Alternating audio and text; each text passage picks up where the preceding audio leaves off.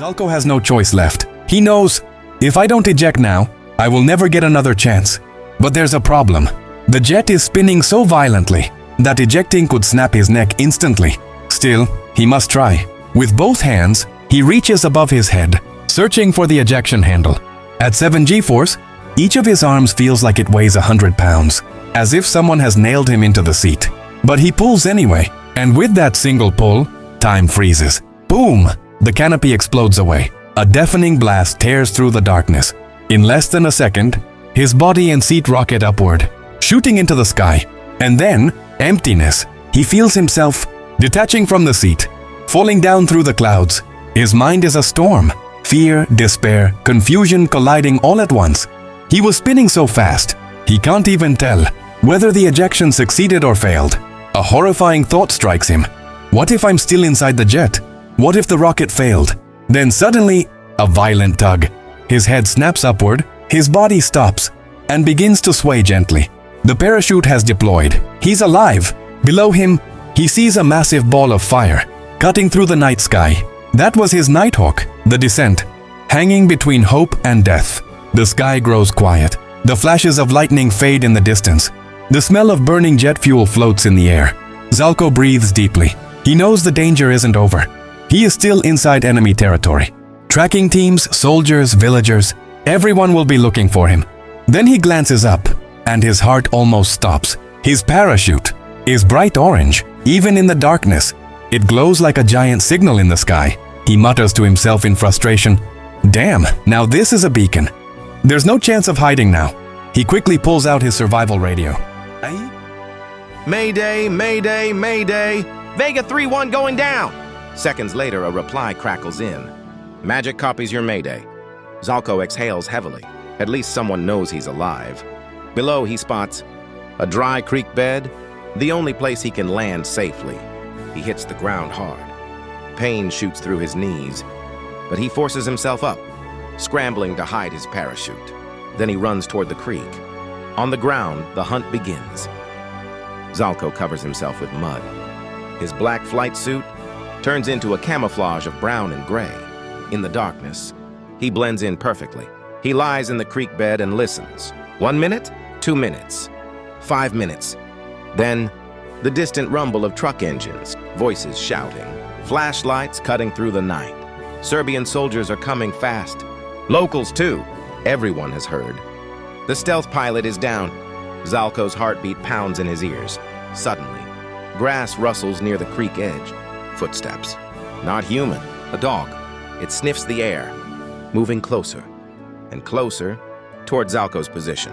The dog is steps away. Zalko slowly, painfully slowly, draws his survival knife. If the dog finds him, it's over. But if he kills the dog, the owner will hear and rush in. The animal steps right above him, sniffing, breathing, searching. Zalko closes his eyes and whispers, "No, no, please, no." Then, as if a miracle, the dog suddenly turns away. No bark, no alert. It simply runs off. Zalko feels his entire body shiver with relief. The rescue, a race against seconds. Minutes later, a faint whisper comes through his radio. "Vega 3-1, Sandy's 01, we're here." Zalko hesitates to respond. Flashlights sweep across the field. Footsteps climb closer. He lifts his head slightly and sees search teams approaching the creek. He whispers, "Copy, Sandy. I'm here." The rescue team instructs him to activate his infrared strobe so they can locate him from the air. He switches it on, but nothing. The strobe is dead. He has one last option. Dangerous but necessary. A flare. Once it ignites, every Serbian soldier nearby will run straight toward him. But there's no time. Zalko fires the flare. The entire creek bursts into red-orange light. He knows this will draw enemies instantly. And then, the sound that brings hope. A helicopter rotor beating the air. A combat rescue helicopter dives through the night, descending toward him. Zalko yells into the radio, "Do you see me?" The reply comes sharp. "Kill the flare. It's blinding our NVGs." He slams the flare into the mud, extinguishing it instantly. The helicopter lands right in front of him. 2 American rescue operators sprint toward him. "Sir, how are you feeling?" Zalko smiles. "Great. Now let's go home. They pull him aboard. Within seconds, the helicopter lifts into the sky. And at that exact moment, 10 to 12 Serbian soldiers arrive at the creek. Zalko escaped, with just seconds to spare. Aftermath. The fall of a ghost. That night, Lieutenant Colonel Zoltan Dani and his team made aviation history.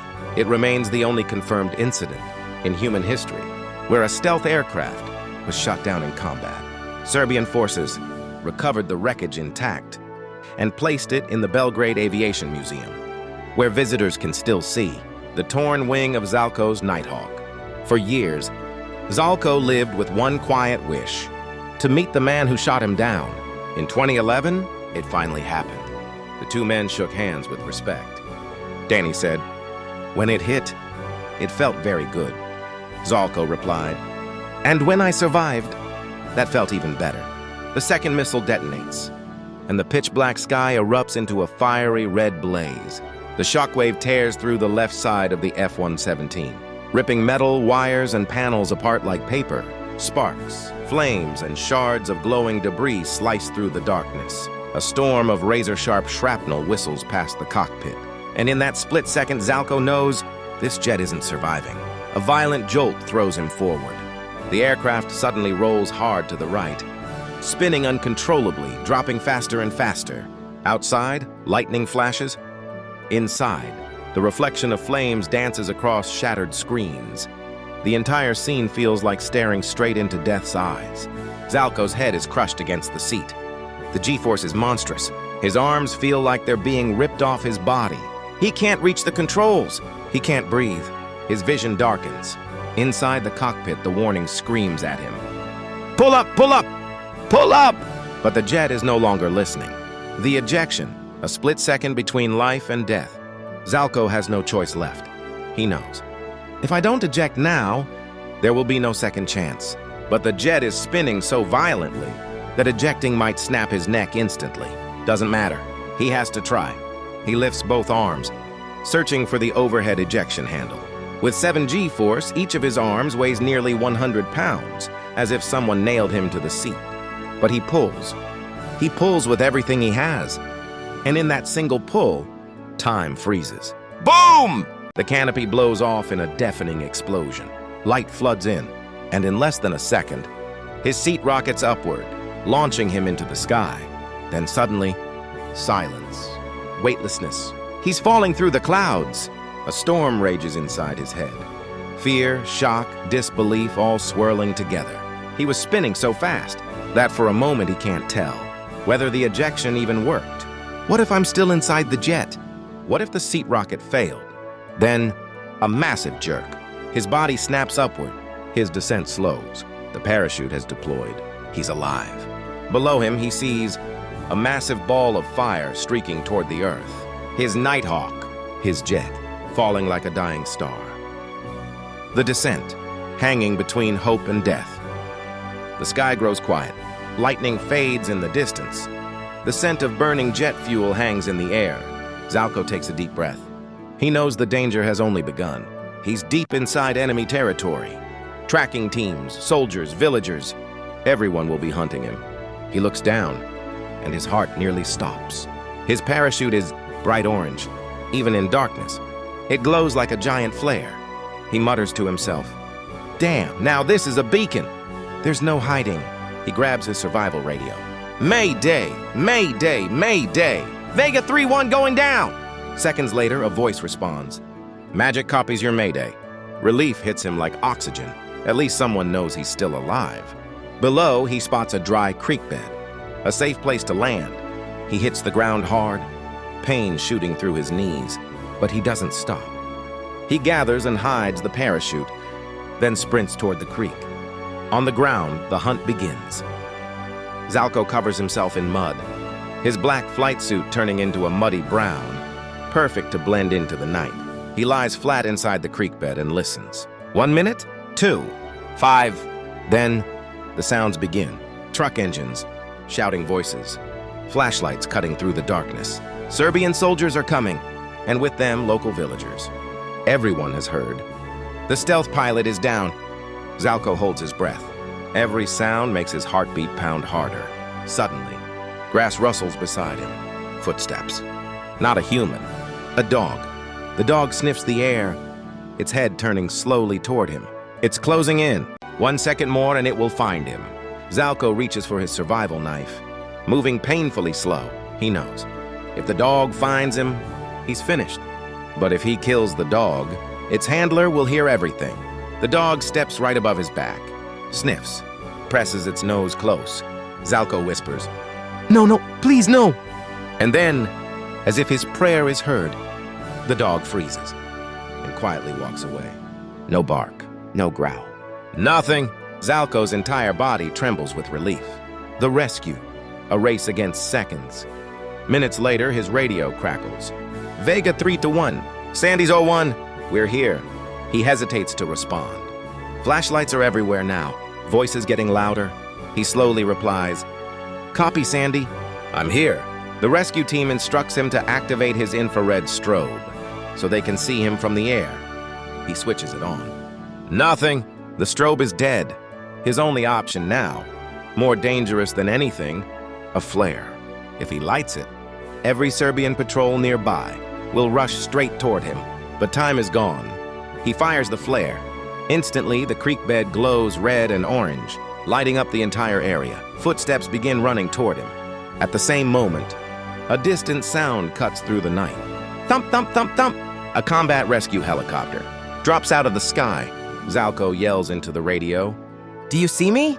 They reply, "Kill the flare! It's blinding our NVGs!" He quickly shoves the flare into the mud. The helicopter touches down right in front of him. 2 American rescue operators rush out. "Sir, how are you feeling?" Zalko smiles. "Great. Now let's go home." They pull him on board. 1 second later, the helicopter lifts off. And just then, 10 or 12 Serbian soldiers reach the creek bed. He was rescued. By seconds. Aftermath. The fall of a ghost. That night, Lieutenant Colonel Zoltan Dani and his team made history.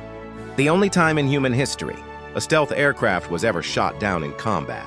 The Serbians recovered the wreckage and preserved the remains in the Belgrade Aviation Museum, where visitors even today can see the torn wings of Zalko's Nighthawk.